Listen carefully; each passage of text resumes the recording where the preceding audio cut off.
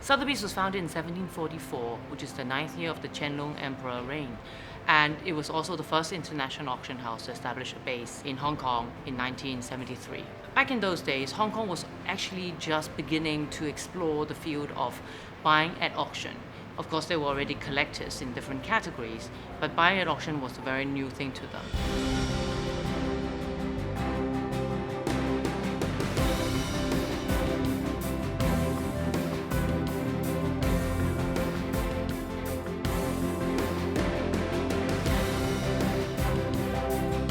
When I first joined Sotheby's 20 years ago, the city was already very vibrant and it was a very active collecting scene, but it is nothing as compared it is today. Back in those days, under the leadership of our late chairman Julian Thompson, the only category for sale was Chinese ceramics.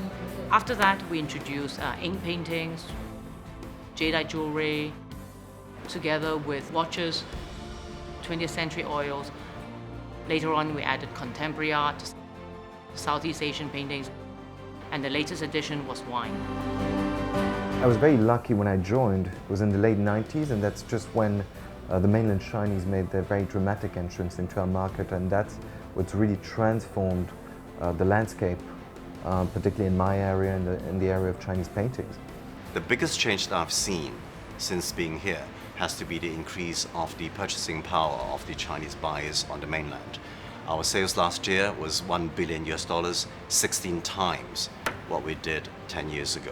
We've seen them relatively recently sort of branching out into Western art, contemporary art, Impressionist paintings, and that is a trend I'm sure we'll see more over the next few years, over the next decade.